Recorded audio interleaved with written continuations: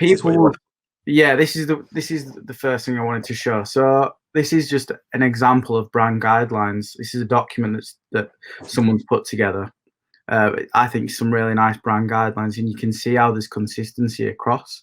So you've got the blue, the green, you've got the logo, different types of the logo across there, but we'll go into that as well a little bit further. And I think the logo and the brand guidelines should be, once you've got your business idea, so you've set up your business idea, you're going to be selling cameras, or you're going to do a certain thing. You need to then create a logo and a brand guideline book to then use across your platforms moving forward. So you can see on here we've got the green, we've got this swirl pattern, which is carrying through there. We've got pictures. Can you scroll down a little bit, Greg, on that, or is that not possible? Yeah, sure. Yeah. So you can see how there's an app icon there on the left hand side. So you can see. Am I looking at this icon here, the Q thing? So you can see the different types of logos and how it can be used. Yeah. The swirl again is carried through, which is really cool. And then a little bit further down, you've got the colors and all the color codes, which is really important, what I would say. So if you can't afford to put brand guidelines together, at least get yourself a logo, get yourself a set of colors that you use, and you only use those colors. And save the codes that when you're going to use them. So if you're going to use them for web and if you're going to use them for print, Okay. For consistency across, it's really important to keep those. Yeah, that's one thing I didn't do very well when I first started my channel, and I'm trying to bring everything in and rein it in to be more consistent across everything I do now. Because I was having, one video with thumbnail with some colors in it, and then another thumbnail with other colors in it, and then in the video I would be in, like, my lighting would be different, or my positioning would be different, and it would all be different, and it maybe be different on Facebook than it was on YouTube. And consistency is only something I've learned and be consciously trying to do better myself with my channel and my brand recently. So that's really interesting that you said that. That's important. Yeah, definitely. And I think the colors one is one that's really noticeable. If you were using different greens on all different thumbnails, you'd be able to tell that, oh, that's a different green there, and that's a different, that's a different shade of gray, and it'd all look a bit mismatched. So if you can get them even in a Word document and keep them safe, and then you know when to go back to them. And then if you go back to the second link, this is a really good example of how you can have a responsive logo. So just before we move on then, so the brand guidelines then, just looking at this initially. So brand guidelines looks like it includes colors, fonts, imagery, typography. Typography, that's is that fonts, is it typography? Yeah, so fonts, but typography could also be how the wording is set, really. So if you're going to use, bold fonts, this kind of, it's the type of font that's within the brand, but then how you set that typography on the bottom left there, you'll see. Oh yeah. So kind of how it's got like a bold, and then it's got a semi-bold, and then a normal bit. So you can't just pick any font and then that's it. It has to be kind of used in a certain way. And you could go even further. You could say, right, this green font on this bold typeface can only be used on the website. But then this font in grey can be used only in print and business cards and, other types of advertising. So it's separate, but it still keeps consistent. So I think really sorry, carry on, Josh. I was going to say, like, obviously we're talking about this brand guidelines more from like a business perspective, but I think it needs to be said that obviously this being a YouTuber based channel, both Greg, we spoke before this podcast, and both Greg and I treat our YouTube channels like businesses. So like, obviously Greg's brand is starting up, so that's almost like a business brand. So he's got a logo, he's got fonts that he uses, he's got colors that he uses, and that's why it's relevant to those that are watching and listening, that if you create a brand on your YouTube channel, or you create a YouTube channel that you want to monetize and turn it into a business, that consistency is key.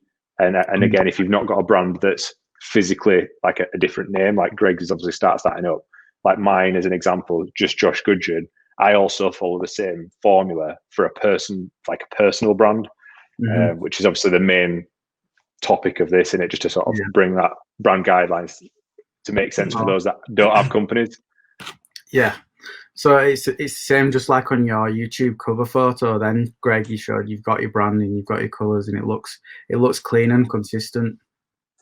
For sure, yeah. You might notice with my YouTube channel, like I said, I started off and then it slowly changed, and it's not as consistent now as it could be. Like I used to always use this green color, and I've got a green banner at the top. But if you scroll down, look at some of my more recent videos, I'm using more sort of blues, reds, and whites. So if we go further down, like if you were to see my older videos, it would all be green. So my thumbnails have kind of started to slowly change as I realized what sort of got more clicks and my brand evolved. But I haven't updated my my banner yet to kind of connect with that and to resemble that, reflects that. So I think definitely I need to actually go away and probably get my banner redone by a professional at some point to make it more consistent with the new direction my thumbnails have been going, for sure, and to stick to what you're saying. Yeah, which, to be honest, I think that's totally fine if you feel that something would work better for you. So like introducing blues because they're easier on the eye and they're going to get more clicks, then that's totally fine. You just update your brand guidelines and keep it fresh moving forward. Yeah. It's fair to say that with brand guidelines being like as narrow and minimal as possible is good, like rather than having like 10, 20, 30 different options of different colors and different fonts you could use, if you've got to try and reduce it and keep it as small as possible. Yeah, I mean, it really depends. So with your brand colors, I wouldn't really go more than 5 primary colors, and then maybe you could have some secondary colors as well. So you could go up to 10 separate secondary colors that you can use as well for different types of design. But yeah, I have a few different packages when it comes to brand guidelines. So I'll have like a multi-page document one, which is like this, which is going to be a little bit more expensive. But I always include, no matter what, if I'm creating a brand for a business, they will get a set of brand guidelines, whether that be a 1-page document with colors, fonts, how to use the logo, how not to use the logo, because it's important. Okay. One, for my design, and my design's going to get used correctly, whether they're going to use it on a van, print, or whether they're going to use it on a website or video. It needs to be used correctly because it's going to help them as well. And if they're not using it correctly, then it's not going to be good. And I suppose the brand guidelines, like having a document like you just showed us, 1 second, is going to actually help them use it correctly. Like, they can come to you, a graphic designer, and get designs done. But rather than you just telling them, oh, this is a color you should use, and this, that, and that, having it on a document where they can keep coming back to it and seeing exactly what fonts they should be using, what colors they should be using, and sort of stick to that. It kind of keeps them accountable, doesn't it? And make sure that there's that consistency across everything they do. Yeah. And there's a free website. I've totally forgotten what it is now, but if you search brand guideline website, there's a website where you can create your own brand guidelines. And you can just basically put in your colors, you can put your logo formats in there, and then you can create that link and you can send it through to somebody else. So if you've got somebody, it's like an online brand guideline creator. So if you've got someone working on a brand for your brand, you send the link to them, and then they've got that online and they can easily copy any codes or anything like that. Cool. Well, I can't find that website now, but if I do find it at a later date, we'll put it in the link to the description. Cool. So if you're watching this back later, at a later point, it'll be there. But do you want me to move on to the next image? Yeah. So again, this is part of the brand guidelines, I guess. Oh, cool. So if you look at this, we've got a few different ways of how a logo could be responsive. So you've got your one on the left hand side, so that might be a bigger version of the logo with a little bit. Sorry, Joe. What is a responsive logo? What does responsive mean? Responsive. So obviously, if you look at the one on the left, there's more detail, but then on the one on the right, it's more of an icon. So the one on the left here could be used for a design of a label, something that you can look up close. But then if let's say you wanted to create an app for a phone, or you wanted to create something you wanted to use it for something that's easy on the eye, but you need a lot of like a monochrome effect on there. You'd use an icon so you can see how it responds. So you wouldn't be able to use that Walt Disney big logo with the castle on everything, but you'd be able to use just the wording, or you might just want to use Disney. It responds well across different platforms. And is the reason you wouldn't want to use this big Walt Disney logo, this one on the left, on all devices, is there's obviously quite a lot of detail, isn't there, in that big logo? And I'm guessing if you had that on a really small device, like a mobile phone, you wouldn't be able to see all of the detail in it. I think if it was a full screen on an iPhone, it'd be okay. But imagine that squished down as an app. Would you be able to read it? On an app? No, that'd be too small, wouldn't it, to read, yeah. So what you'd need something more similar to this one over here, the little D on the right-hand side, right, to use on an app instead. Exactly. So you can still tell what it is. You've got the brand colors, you've got the shape of the D, which represents Disney, and you know what it is, and you know where you need to click. Yeah, I'm just trying to think how that would be, how this could apply to YouTubers. So what I try and do on my channel is I try and just avoid like too much detail in my logo. Like when I asked my designer to make my original Start Starting Up logo, I said, bear in mind that Start Starting Up, they're going to be used, the people watching my videos are going to be using YouTube on both their computer and their phone. Yeah. So to be safe, I avoided like a super detailed logo like this, and I just went for something more simple, like these two on the right hand side. So my Start Starting Up logo is if it's on my it's normally just the SSU letters, which you've probably seen already, and that's because I figured that people are using YouTube on phones and on desktop, so something that works across both of those devices is going to be great. So for YouTube, I'd say just try and use a small, simple logo like these two on the right.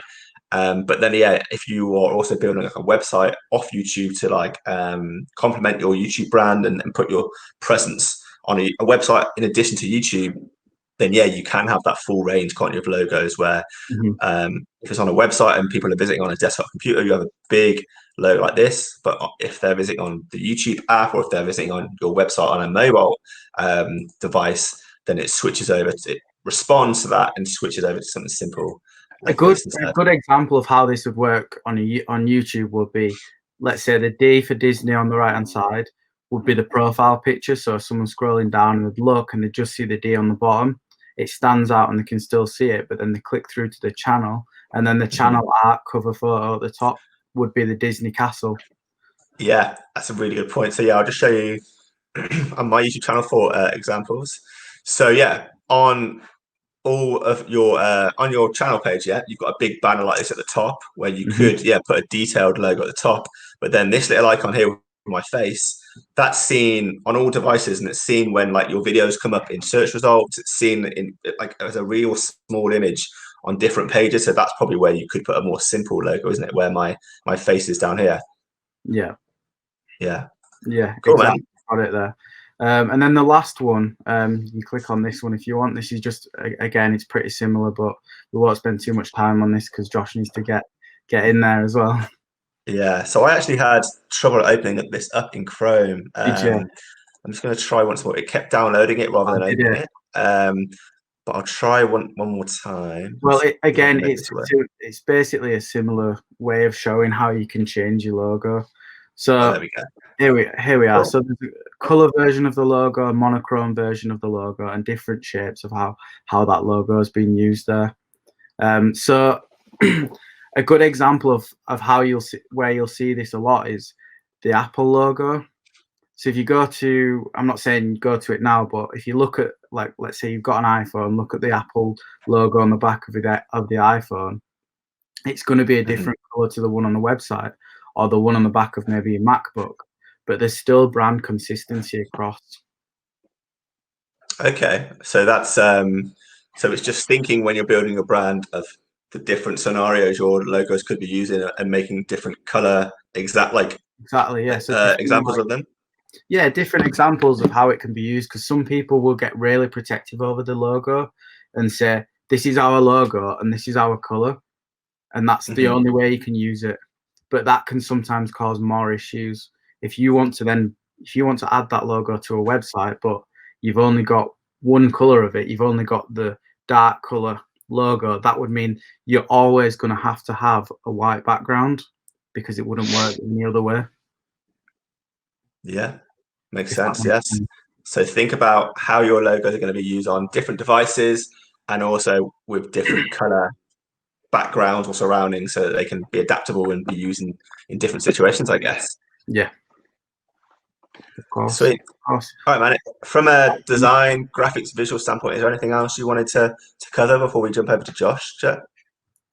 Not necessarily. I just wanted to talk about that for the branding. I think you can go so far into it, and there's so much you need to know. But definitely maybe do some research on brand guidelines and how you can, keep consistent with that. Consistent's going to be a good word for branding.